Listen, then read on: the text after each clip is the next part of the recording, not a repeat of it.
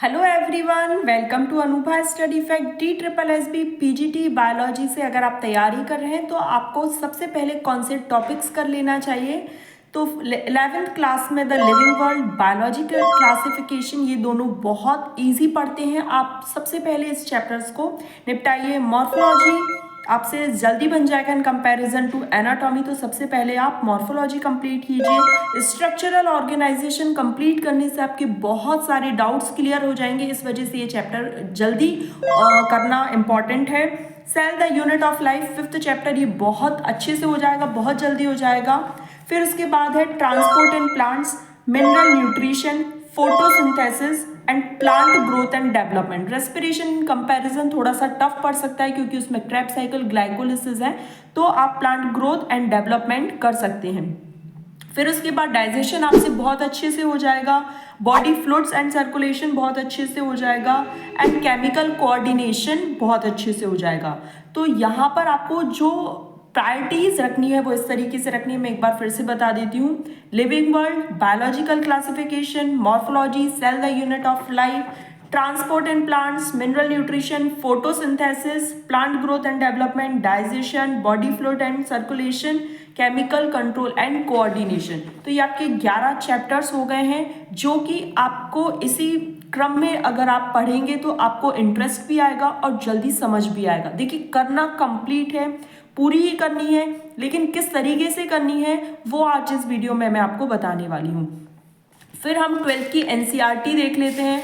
12th की NCERT में आपको सबसे पहले क्या करना है, इकोलॉजी के चारों चैप्टर्स कंप्लीट करने हैं। इकोलॉजी के चारों चैप्टर्स जैसे ही आप कंप्लीट करेंगे तो आपका 12th का ये समझ लीजिए 16 चैप्टर है, जिसमें से 4 चैप्टर कंप्लीट हो गया, मतलब आपने 1/4 पोर्शन कंप्लीट कर लिया है। उसके बाद इजी पड़ेगा तो रिप्रोडक्शन इन ऑर्गेनिजम्स, ये कंपेरेटिवली इजी है in comparison to sexual reproduction in flowering plant.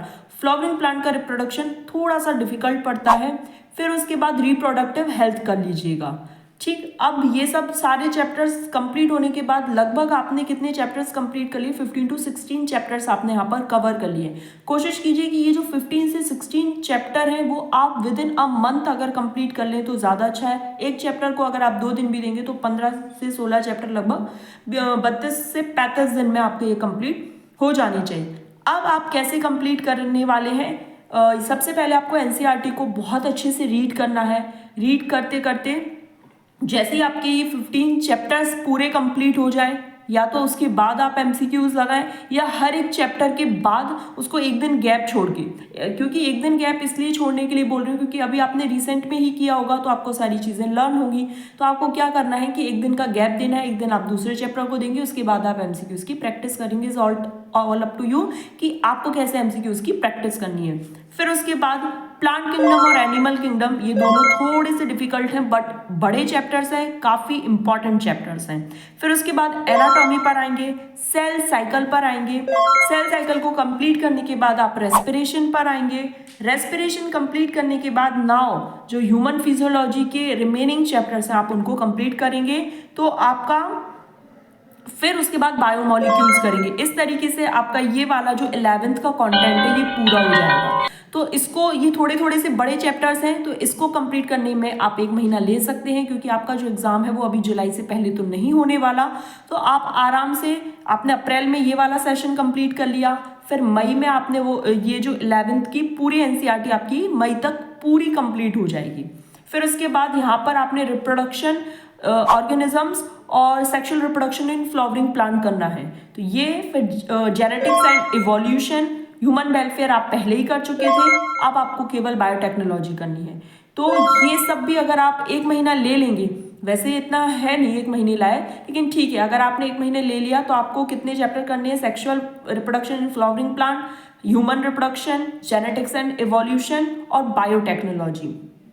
लगभग आपके 7 चैप्टर्स हैं। 7 चैप्टर्स मतलब अगर आप एक चैप्टर 4 दिन में भी कंप्लीट कर रहे हैं तो आपका 1 महीने में ये 12th की एनसीईआरटी कंप्लीट हो गई। तो अप्रैल, मई और जून 3 महीने में आपकी 11th और 12th की एनसीईआरटी कंप्लीट हो जाएगी और आप लोगों को पता भी नहीं चलेगा।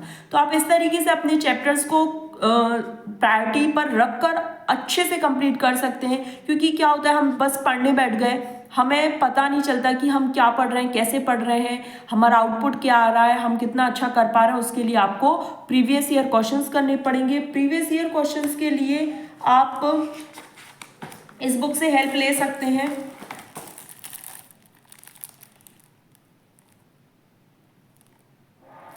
इसमें आपको टॉपिक वाइज मिल जाएगा, लाइन बाय लाइन एनसीईआरटी की एक एक लाइन पर इन्होंने क्वेश्चन बनाया हुआ है। अगर आप एनसीईआरटी की एक लाइन भी मिस करते हैं तो यहाँ से आपका एक एमसीक्यू कैंसिल, एक एमसीक्यू आपसे नहीं बनेगा। मतलब जिस लाइन को आपने थोड़ा सा भी नेग्लेक्ट किया वो एमसीक्यू गया। लाइन पर लाइन इन्होंने एक एक एमसीक्यू बनाया है। ये बुक काफ़ी अच्छी है।